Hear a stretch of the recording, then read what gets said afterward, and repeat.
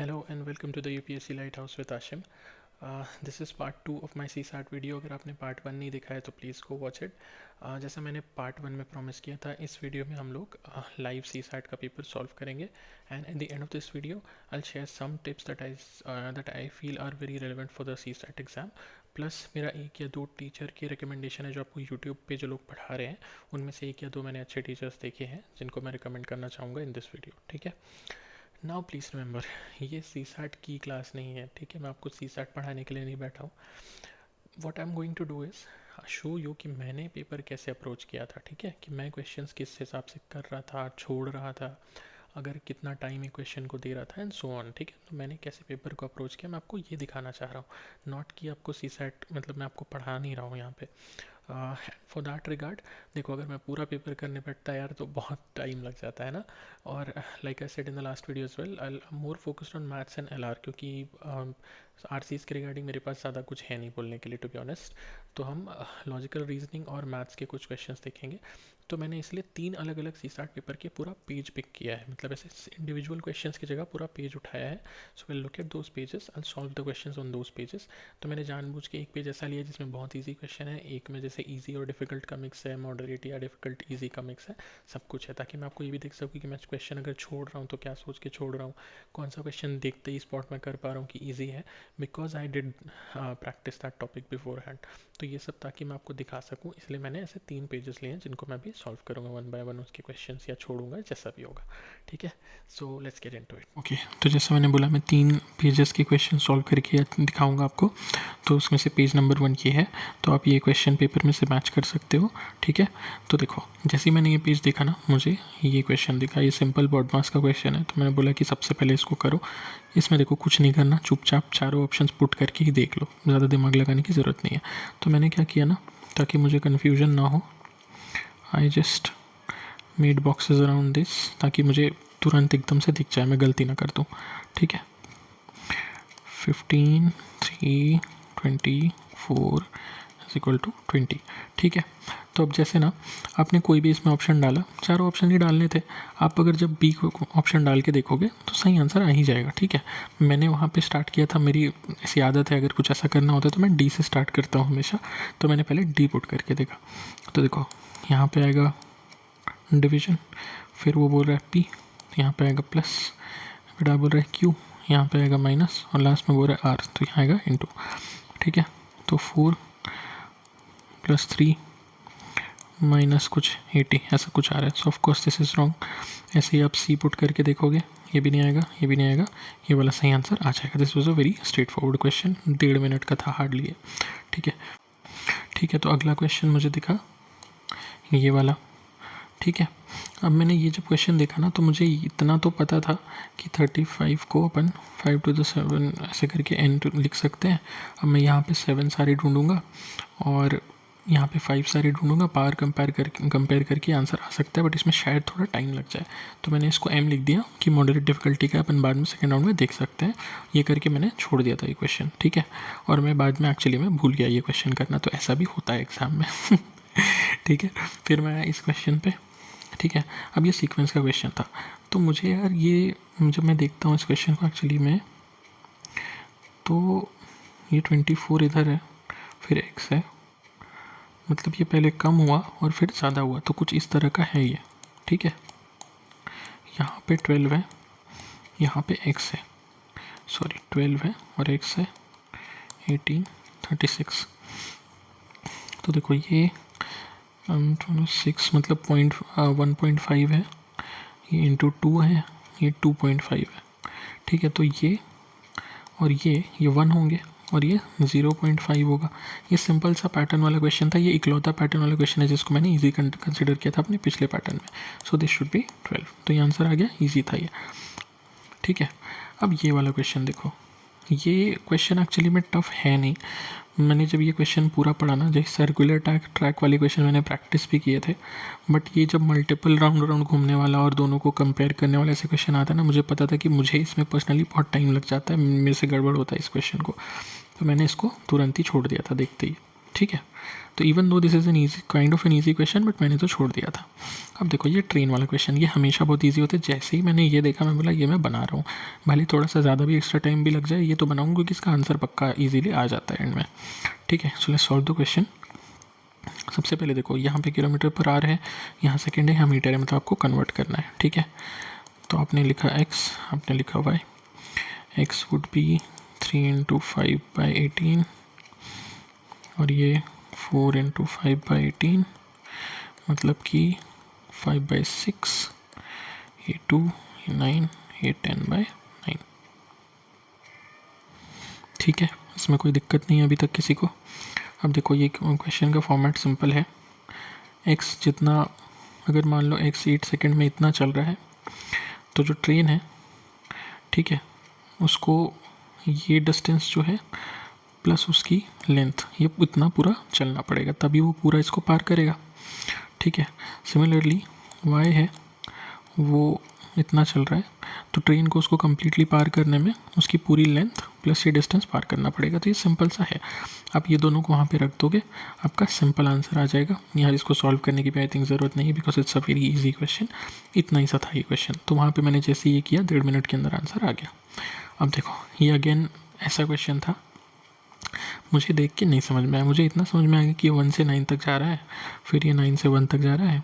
How many digit does n have, तो मुझे इसका कोई आइडिया नहीं था, ये मैंने देखते ही छोड़ दिया। ठीक है, तो देखो ऐसे करके अपना इस पेज में देखो, ये एक ईजी क्वेश्चन था जो सॉल्व किया, ये एक ईजी क्वेश्चन था सॉल्व किया, ये एक ईजी क्वेश्चन था सॉल्व किया, ये और ये बिल्कुल छोड़ दिया। इसको मैंने सोचा था बाद में करूँगा, बट बोल गया। ठीक है, ऐसा होता है पेपर में, आपके साथ भी हो सकता है, सो बी केयरफुल। ठीक है, तो चलो अब आए अपन इस पेज में। अभी देखो ये ब्लड रिलेशन वाला क्वेश्चन था, अगेन वेरी इजी, मतलब ये क्वेश्चन यूजुअली इजी होते हैं। तो जैसे ही मैंने देखा मैं बोला मैं सॉल्व कर रहा हूँ ये क्वेश्चन। ठीक है, तो देखो P is the brother of Q and R। अब देखो इसमें डायग्राम ही इंपॉर्टेंट होता है जो आपको केयरफुली बनाना होता है। P ब्रदर है मतलब मेल है, किसका है, Q और R का। अब Q और R का जेंडर तो दिया नहीं है। अब S का दिया है कि शी इज़ आर्स मदर, मतलब S का जेंडर आपको पता है, शी इज़ द मदर मतलब औरत ही होगी। T is P is father, अब इसका भी जेंडर अपने को पता है, ठीक है, दिया हुआ है। अब ये आपने बना दिया। अब क्योंकि ये इनके माँ बाप हैं तो of course they are married. ये हो गया आपका डायग्राम, इसमें और कोई इन्फॉर्मेशन आपको नहीं दिया है क्वेश्चन में। ठीक है, अब आपको जस्ट ये बताना है कि इसमें से कितने डेफिनेटली ट्रू है, स्पेक्यूलेट नहीं, डेफिनेटली ट्रू है ना, याद रखना इसका। तो देखो SNT आर अ कपल, हाँ है, ठीक है। Q is T son, Q T का है तो मतलब उसका बच्चा तो है, लेकिन सन है की डॉटर आपको कैसे पता, उसका तो जेंडर ही नहीं पता ना आपको, तो ये तो नहीं होगा। फिर T इज़ Q's फादर, हाँ ये पता है आपको, T फादर तो है Q का, ये तो पक्का है, तो ये सही है। S इज़ P's मदर, हाँ ये भी आपको पता है, सही है। R इज़ T's डॉटर, देखो अगेन T's का पप्पा है, ये तो आपको पता है R का, लेकिन उस R का जेंडर आपको नहीं पता, तो डॉटर है कि सन है आपको क्या पता, तो ये तो नहीं होगा। P इज़ S's सन, हाँ ये आपको पता है, इसका जेंडर भी पता है, वो उसकी माँ, ये भी पता है, तो ओनली 4, सीधा सिंपल। तो देखो कितना फास्ट और कितना इजी था ये क्वेश्चन। ठीक है, अगर आपको जस्ट ये डायग्राम बनाना आना चाहिए और याद ध्यान में रहना चाहिए कि ये जेंडर आपको अज्यूम नहीं करना है, इतना आपको प्रैक्टिस से आराम से हो जाता है। ठीक है, अब ये क्वेश्चन देखो, ये क्वेश्चन में मुझे ऐसा, मैंने ये लॉजिक लगाया कि देखो ये दो उसका था लेटर्स का, तो ये 210 था, इसमें एक लेटर जोड़ा तो ये डबल होके एक 0 भी ऐड हो गया। फिर अब मैंने देखा कि भैया ये था, तो ये कुछ तो आधा 21 हो गया वापस, और इधर 3 0 हो गए। तो ऐसा करके मुझे लगा कि इसमें एक डिजिट, एक लेटर और ऐड हुआ है, तो शायद ये वापस से 42 और 3 0 या 4 0 ऐसा कुछ हो जाएगा। तो मुझे लग रहा था ये आंसर है, बट मैंने मारा नहीं क्योंकि मेरे को लगा यार इतना ईजी तो ये होगा नहीं। तो फिर मैं और थोड़ा मैंने टाइम लगाया इसको डिसाइफर करने में कि ये क्या पैटर्न है, बट मुझे नहीं समझा था ये, तो आई लेफ्ट दिस क्वेश्चन। अभी ये देखो, ये कोडिंग डिकोडिंग वाला क्वेश्चन है, एकदम सिंपल सा है, क्योंकि यहाँ पे डायरेक्टली लेटर्स आपके पास हैं, ज़्यादा कुछ दिमाग में लगाना नहीं है आपको। सो this is a very easy question. अगर आपको हार्डली 1-1.5 मिनट में ये हो जाएगा, ये मुझे देखते ही समझ में आ गया था। जहाँ पे कोडिंग डिकोडिंग में कुछ ज़्यादा कॉम्प्लिकेटेड 3-4 स्टेप का होता है ना, वो लंबा होता है। यहाँ पे तो सीधे आपको लेटर्स ही दे दिए।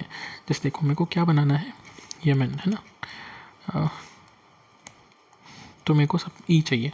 अब देखो ई यहाँ पे है 1, और उसमें ताकि कोई कन्फ्यूजन ना हो अपन यहाँ से भी कंपेयर कर ले 1।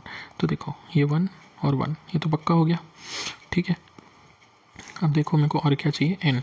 अब देखो फ्रांस में n है, ये है 1 2 3 4 चौथा है, ये 3, और ये यहाँ पे देखो लास्ट में है, इधर से भी 3, मतलब n पक्का तो 3 ही है। ये देखो ये भी हो गया, लेकिन यहाँ पे तीनों ऑप्शन ऐसे ही दिए हुए हैं। तो ठीक है, तो अपने को m भी ढूंढना पड़ेगा फिर, या y ढूंढ लो, जैसा भी आपको ठीक लगे। अपन ने y देख लिया, लास्ट में है 7।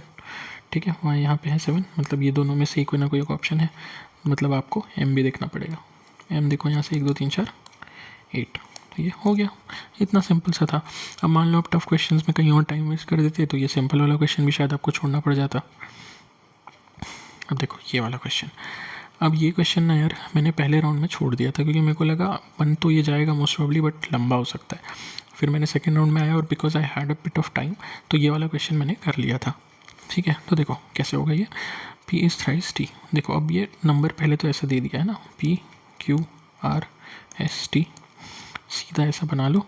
ठीक है, अब देखो क्या दिया है, P इज़ थ्राइस T, और ये सारे डिस्टिंक्ट डिजिट्स हैं, T ज़ीरो नहीं है। ये इन्फॉर्मेशन इंपॉर्टेंट है, याद रखना। P is 3 times T। ठीक है, तो देखो अगर P 3 टाइम्स है T का, ठीक है, तो T या तो 1 हो सकता है, 2 हो सकता है, 3 हो सकता है, 0 नहीं हो सकता। यहाँ लिखा है 3 से बड़ा होगा तो P तो हो ही नहीं सकता ना सिंगल डिजिट, वो तो 9 के पार चला जाएगा। तो ये 3 ही ऑप्शन है आपके पास, तो ये 3 होगा, या तो 6 होगा, या 9 होगा। इन 2 डिजिट्स के लिए आपके पास यही 2 ऑप्शन हैं, और कोई ऑप्शन नहीं है। अब S is greater than Q/4। ठीक है, और यहाँ पे क्या दिया है, Q is greater than R/3। तो देखो अगर मान लो मैं R की ऐसे वैल्यू लेना चालू कर दूँ, 1 2 3 4, ठीक है, 0 1 2 3 4 कुछ भी ले सकता हूँ मैं। ठीक है, अब देखो Q R से 3 बड़ा है, ऑलरेडी बोल रहा है। ठीक है, तो Q की क्या वैल्यू आई मेरे पास, 3 4 5 6, लेकिन S जो है वो Q से 4 बड़ा है, मतलब ये वैल्यू मैं Q की ले ही नहीं सकता ना, क्योंकि S फिर 9 से बड़ा हो जाएगा, मतलब मैं यही वैल्यूज़ ले सकता हूँ सिर्फ। ठीक है, ये तो मेरे पास ये वैल्यू का ऑप्शन नहीं है, ये वैल्यू का भी ऑप्शन नहीं है, मेरे पास इतने ही ऑप्शन है। सो ये इसी से कुछ ना कुछ कॉम्बिनेशन बन के बनेगा, और सारे डिस्टिंक्ट डिजिट्स हैं। तो बस मैं यहाँ से T को 1 ले लेता हूँ सबसे पहले, और देख लेता हूँ इससे कितने कॉम्बिनेशन बनते हैं। अब मैंने T को 1 लिया, तो P को तो मेरे को 3 लेना ही पड़ेगा, वो कंडीशन दिया हुआ है। लेकिन देखो अगर मैं ये वाला लाइन लेता हूँ, तो यहाँ पे 3 आ रहा है, तो डबल हो जा रहा है ना 3, तो नहीं आएगा इससे आंसर। अब ये वाला देखता हूँ, यहाँ पे 1 रिपीट हो रहा है, तो इससे भी नहीं आएगा। अब ये वाला देखता हूँ, यहाँ पे कुछ रिपीट नहीं हो रहा है, देखो 1 9 2 5 3। ठीक है, तो इससे एक डिजिट आया। ऐसे करके यहाँ से भी आ जाएगा, ऐसे करके आप जब 2 ले लोगे T और 3 ले लोगे T, ऐसे करके आ जाएगा। तो थोड़ा सा टाइम टेकिंग था ये question, but it was a very straight forward question. Again 2.5 minute में करीब ये आराम से बन जाता। इसको बनाने के और भी तरीके होंगे, बट मैंने तो ऐसे ही बनाया था because I had time in the and. ठीक है, चलो अब देखो ये वाला क्वेश्चन है, ये अगेन टाइम एंड वर्क का क्वेश्चन था, तो मैंने इसमें m लिख के इसको सेकंड राउंड के लिए छोड़ दिया था, क्योंकि इसमें बहुत सारे फ्रैक्शंस इन्वॉल्व थे, जैसे ये, तो इसको सॉल्व करने में ना टाइम लगता है, but this is a very easy straight forward question. ठीक है, कुछ नहीं है इसमें, तो आप बस एक बार इक्वेशन लिख लोगे ना तो हो जाएगा। जैसे देखो ये जैसे x ने 1/3 of a work in 6 days, मतलब x को टोटल काम करने में 18 दिन लगता है, y को 1/3 ऑफ सेम वर्क उसको 24 डेज लगते हैं, और z को 16 डेज लगते हैं। ठीक है, बस तो बस आपको एक इक्वेशन यहाँ पे ये लिख लेना है, while one finishes the same work in, ठीक है, तो 1/24 इंटू 26/3 इज इक्वल टू ये 1 माइनस 1/18 प्लस 1/24 प्लस 1/16। ठीक है, ये जो रिमेनिंग वर्क था जो वाई ने अकेला किया, ये जो उन लोगों ने वर्क किया, ये आ गया इसका आंसर। इससे ये इक्वेशन सॉल्व करने में थोड़ा टाइम लगता है, क्योंकि इसका एलसीएम निकालने में मुझे टाइम लग रहा था, क्योंकि थोड़ा बड़ा आता है, बट एक बार आपने वो कर लिया सो स्ट्रेट फॉरवर्ड क्वेश्चन है, तो थोड़ा टाइम टेकिंग है अगेन, बट स्टिल 2 मिनट में आराम से हो जाएगा। अब ये वाला क्वेश्चन देखो, ये अगेन पैटर्न का सीक्वेंस का एक क्वेश्चन था। इसमें सीधा सीधा बढ़ रहा है, ये तो अपने को दिख रहा था, है ना, यहाँ 2 बढ़ा, यहाँ 3 बढ़ा, यहाँ 5 बढ़ा, यहाँ 7 बढ़ा। ठीक है, तो ये क्लियरली दिख रहा है कि ये प्राइम नंबर्स बढ़ा रहा है। ठीक है, क्योंकि 1 1 से नहीं बढ़ा रहा, 2 2 से नहीं बढ़ा रहा, किसी तरह का रेशियो नहीं फिक्स हो रहा, ये प्राइम नंबर से बढ़ा रहा है। ठीक है, तो अगला प्राइम नंबर क्या है 11, तो x अगर मान लो मैं 29 रख के देखता हूँ, ठीक है, तो कितना आता है, मतलब 11 बढ़ाता हूँ तो 29 आता है, और अगर फिर से अगला प्राइम नंबर इसमें जोड़ दूँ +13 तो 42 आता है। तो of course this is the answer. तो देखो अब इस पेज में ये क्वेश्चन मैंने छोड़ दिया क्योंकि मुझसे नहीं सॉल्व हो रहा था ये वाला, और ये इजी था, ये इजी था बट लंबा था, सेकेंड राउंड में किया, ये अगेन सेकेंड राउंड में किया, इजी था बट लंबा था। ये बहुत ही स्ट्रेट फॉरवर्ड था, तुरंत कर लिया। ये भी काफ़ी इजी क्वेश्चन था। तो ऐसे करके ये वाला पेज हुआ। अब ये पेज देखो, इसमें 3 ही क्वेश्चन है और तीनों इजी क्वेश्चन थे इसमें, ठीक है। जैसे देखो ये वाला क्वेश्चन देखते हैं सबसे पहले। हाँ, तो ये डेटा सफिशिएंसी का क्वेश्चन है, काफ़ी सीधा ही है, ठीक। अब देखो P was behind by 3 goals with 10 minutes remaining, ठीक है। तो देखो does P win the match, अगर आप ये स्टेटमेंट 2 मिनट के लिए छोड़ देते हो, सिर्फ इसको पढ़ते हो, तो क्या होता है टीम प्लेयर, ठीक है। तो 3 गोल से पीछे था, दिखा है 10 मिनट बचे थे, तो पी मैच जीता कि नहीं कैसे पता भाई हमको, मतलब स्टेटमेंट की हेल्प तो लगनी है पक्का, ठीक है। तो यहाँ पे स्कोर है, मान लो पी का स्कोर है, कुछ क्यू का स्कोर है, तो वट क्यू का स्कोर मान लो एक्स है, सॉरी x+3 है, इसका स्कोर x है, ठीक है। अब स्टेटमेंट 1 को अकेले पढ़ के देखते हैं। पी ने 4 गोल किए इन द लास्ट 10 मिनट्स, ठीक है। तो इनका फाइनल स्कोर कितना हुआ होगा, x+4। लेकिन क्यू के बारे में यहाँ तो कुछ दिया ही नहीं है, क्यू ने क्या पता 5 गोल कर दिया लास्ट के 10 मिनट में, मतलब अपने को ये तो नहीं पता चला पी जीता कि नहीं, ठीक है। तो अलोन इस स्टेटमेंट से तो नहीं होने वाला। अब स्टेटमेंट 2 अलोन पढ़ के देखते हैं। Team Q scored a total of 4 goals in the match. अब मान लो मैं स्टेटमेंट 1 को हटा देता, ये मुझे चीज़ नहीं पता। अब ये बस इतना बोल रहा है कि क्यू ने टोटल 4 गोल किए हैं, तो अपने को ये भी नहीं पता, इससे भी अकेले तो नहीं बनेगा, तो अब आपको दोनों को मिला के देखना पड़ेगा, ठीक है। क्यू ने टोटल 4 गोल किए, मतलब उनका फाइनल स्कोर तो ये था, ठीक है। तो यहाँ पे x+3 था। अब पी का स्कोर यहाँ पे 0 हो सकता है या 1 हो सकता है, इससे ज़्यादा तो नहीं हो सकता। तो इनका स्कोर या तो क्यू का स्कोर या तो 0 रहा होगा या 3 रहा होगा उस टाइम, सॉरी 3 रहा होगा या 4 रहा होगा उस टाइम पे। तो यही ऑप्शन दिए हैं। अब मैं अगर दोनों को मिला लूँ, तो अगर इनका स्कोर 4 था, ठीक है, पी ने लास्ट के 10 मिनट में 4 गोल तो कर दिए, लेकिन अगर मान लो उसका स्कोर शुरू में 1 रहा होगा तो इसका टोटल तो 5 हो गया, मतलब वो जीत गया। मान लो उनका स्कोर शुरू में 0 रहा होगा, लास्ट के 10 मिनट में 4 गोल किए, तो उनका फाइनल स्कोर 4 है, मतलब टाई हो गया। तो दोनों स्टेटमेंट मिला के भी आंसर तो नहीं आ रहा, ठीक है। तो अपन इसमें लेंगे ये वाला डी, ठीक है। तो इसमें बस थोड़ा केयरफुल इसी चीज़ को लेके रहना था, ये 0 और 1 वाली चीज़ आपको ध्यान में रहनी चाहिए थी, ठीक है। तो this was an easy question, time भी नहीं लगा इसमें। अब ये वाला क्वेश्चन देखो 74। अब देखो ये जैसे ही मैंने देखा ना यार, मैंने एक्चुअली में ऐसा एक क्वेश्चन सॉल्व किया था घर पे ड्यूरिंग प्रैक्टिस, तो मेरे को तुरंत समझ में आ गया था कि ये p-q² है। अब p-q जो स्क्वायर है ना, ये या तो पॉजिटिव होगा या 0 होगा, एंड रिमेंबर 0 पॉजिटिव नहीं होता है, ठीक है, ये ना नेगेटिव होता है ना पॉजिटिव होता है। तो ये या तो पॉजिटिव होगा या 0 होगा। तो अगर सिर्फ इतने में मैं बिना स्टेटमेंट लिए देखता हूँ, तो ये पॉजिटिव भी हो सकता है 0 भी हो सकता है, और यहाँ पूछा क्या है पॉजिटिव, तो ऑफकोर्स इससे तो आंसर नहीं आएगा, बिना स्टेटमेंट के तो नहीं आएगा। अब मान लो मैं ये वाला कंडीशन देखता हूँ, पहला वाला p is less than q, तो हाँ ऑफकोर्स इट इज़ पॉजिटिव, तो इससे अकेले से आंसर आ गया। ये वाला देखूंगा, हाँ इससे भी अकेले से आंसर आ गया, सेम ही चीज़ है, पॉजिटिव होगा। तो इसमें कोई भी एक स्टेटमेंट अगर मैं अकेले भी उठाता हूँ तो उससे आंसर आ जाता है, ठीक है। तो इससे बी मारेंगे अपन। अब देखो ये वाला क्वेश्चन था, ये क्वेश्चन में क्या बोल रहा है वो, XYZ total of 37 runs, ratio the number of x to the number of y, मतलब ये बोल रहा है ऐसा is equal to the number of y score to z। तो y² is equal to xz, ये बोल रहा है वो। अब देखो यार, अगर किसी, देखो ये मैं एक्चुअली मैं इस वीडियो में आपको बाद में बोलूँगा ये चीज़, या शुरू में पता नहीं तो जैसे आपने अगर ज्योमेट्रिक प्रोग्रेशन पढ़ा है ना, तो आपको ये समझ में आ जाएगा कि ये तो ज्योमेट्रिक प्रोग्रेशन है, x y z these are in a GP, ठीक है। ये जीपी के अगर टर्म्स हैं तो जीपी तो इंक्रीजिंग भी होता है डिक्रीजिंग भी होता है। टोटल आपको पता है 37 है स्कोर, लेकिन आपको ये तो नहीं पता है कौन सा किधर आएगा। तो कुछ लोग इसको क्या करेंगे ना, वो 37 में कॉम्बिनेशन ढूंढने की कोशिश करेंगे कि लाइक इंडिविजुअल रन्स कितने हैं, एक्स ने कितने बनाए, वाई ने कितने बनाए, जेड ने कितने बनाए। बट वो करने की आपको ज़रूरत भी नहीं है, क्योंकि आपको टोटल पता है 37 है, लेकिन ये एक जीपी में है, ये आपको पता है। तो जीपी दोनों तरह का हो सकता है, इंक्रीजिंग डिक्रीजिंग। तो ये वैल्यू 1 2 3 इंक्रीजिंग ऑर्डर में जाएगी या डिक्रीजिंग ऑर्डर में जाएगी, वो आप नहीं बता सकते। आपको सिर्फ इतना पता है कि वाई मिडिल वैल्यू होगा, ठीक है। तो अपन नहीं बता सकते इसका आंसर, सीधी बात है। तो देखो ये तीसरा पेज भी अपना हो गया। So this is how we, मतलब इस तरीके से नया क्वेश्चन छोड़े जाते हैं या बनाए जाते हैं। आपको प्रैक्टिस से याद आता है कि आपने ये क्वेश्चन किया है तो ये इजी हो सकता है, नहीं किया तो टफ हो सकता है। जैसे ये वाला क्वेश्चन जीपी अगर आपने नहीं पढ़ा होता, किसी ने प्रैक्टिस नहीं किया है, तो उसको समझेगा ही नहीं है जीपी का क्वेश्चन है। तो इस तरीके से अपने को क्वेश्चन करने होता है।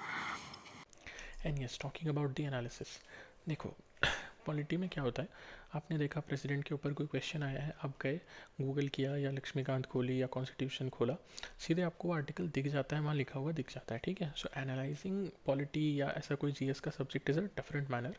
अब मैथ्स में क्या होता है, देखो मैथ्स है, अगर मान लो कोई टॉपिक है जो चलो ज्योमेट्रिक प्रोग्रेशन का टॉपिक क्वेश्चन आया था।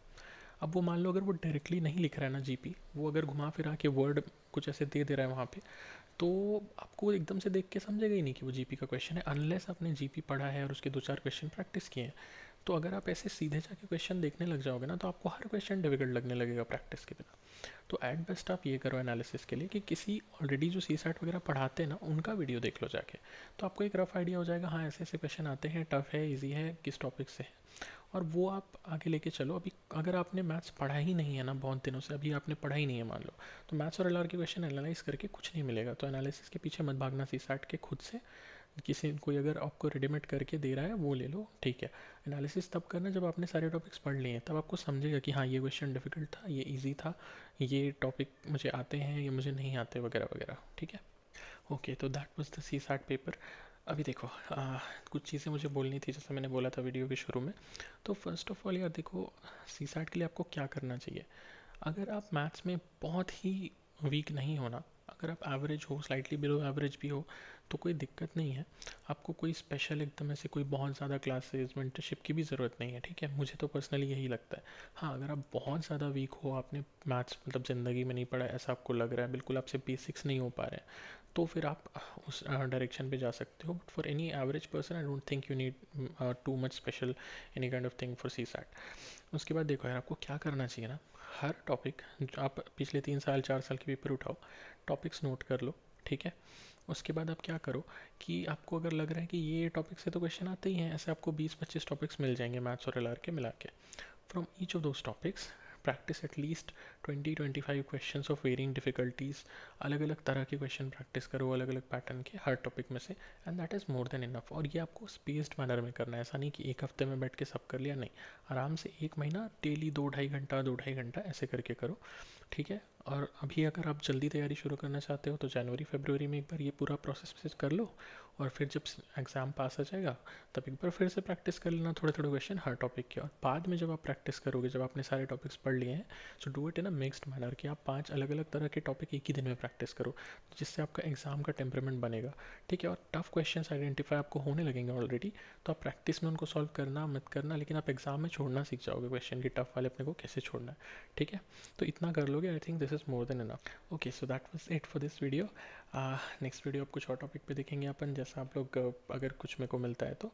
सो या, सी यू।